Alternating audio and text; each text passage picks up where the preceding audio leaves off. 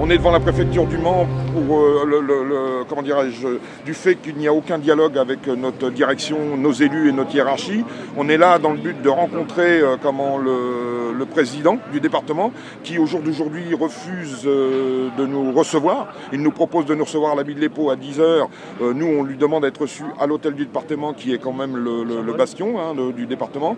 On est là avec des revendications qui sont bien précises, telles que l'amélioration d'abord de nos conditions de travail, puisqu'on est très inquiet pour l'avenir du service des routes, il faut le dire, comme c'est. Il y a une grosse inquiétude concernant l'avenir des routes, concernant l'avenir du parc départemental, concernant l'avenir des centres d'exploitation. Je vous rappelle qu'en 2017, on a subi un audit qui a été prémisse de suppression de postes.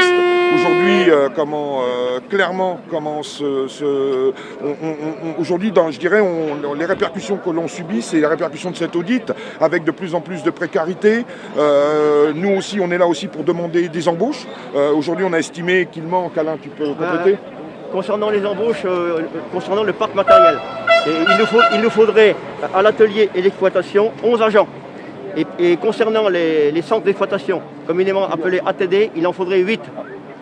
Donc aujourd'hui, on fait appel à une main-d'œuvre contractuelle. Donc nous, le fait d'une main-d'œuvre contractuelle, ça nous inquiète parce que ça remet en cause notre savoir-faire et la pérennité de notre activité. Nous, ce qu'on l'on souhaite, c'est de ne voir aucune activité voir disparaître et la crainte de voir la privatisation s'installer au pied de nos portes. Je pense que nous sommes attachés à notre service public de qualité et de proximité. Et je pense que pour cela, il nous faut des moyens matériels et humains. Aujourd'hui, comme le disait le copain, c'est que le matériel aujourd'hui, il est très vétuste. Il n'a pas été anticipé un plan de nouveaux matériels. Et puis aujourd'hui, la situation se dégrade, il y a des souffrances morales au travail et on ne prend pas ce facteur humain. Ouais. Aujourd'hui, si on est rassemblés là, c'est pas pour démolir le service public, c'est pour trouver des solutions pour se sortir de cette impasse. D'ailleurs, quand jeudi, moi j'ai écrit au DGS hier soir un mail pour lui dire que nous on était là pour discuter et maintenir un service de qualité et de proximité, parce qu'on est attaché à service qualité service public de qualité et service public de proximité, puisque aujourd'hui c'est plus le cas, avec notamment les fermetures de centres dans les centres d'exploitation, on se retrouve avec de plus en plus de kilomètres de route et à exploiter, on n'intervient plus comme un vrai service public de proximité. Ça pose d'énormes problèmes d'entretien sur certaines routes. Donc c'est des choses simples ce qu'on demande. C'est pas on n'est pas là pour faire la révolution. Il y a un ras-le-bol. Vous pouvez interroger les gens qui sont présents aujourd'hui. Il y a un ras-le-bol. Et ce ras-le-bol, il commence à monter. Ça, c'est un premier signe. Et nous, ce qu'on espère aujourd'hui, c'est que le président va accepter de nous recevoir pour dialoguer, ce qui semble pas être le cas, pour l'instant, à l'heure où je vous parle. Donc voilà, c'est simple. On n'est pas là pour foutre le bordel. Moi, j'ai jamais foutu. On n'est pas là pour foutre le bordel, quoi. On est là pour le développement du service public, quoi.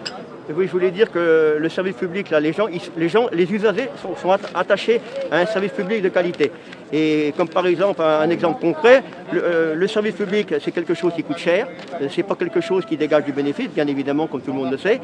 Et par contre, ce qui est dommage, c'est que parfois, on vient nous mettre de belles affiches pour nous remercier d'avoir rendu de belles prestations lors des épisodes neigeux. Ça, c'est bien gentil. Ouais. Ça, c'est un petit peu de la pommade. Mais nous, ce qu'on attend, c'est pas ça.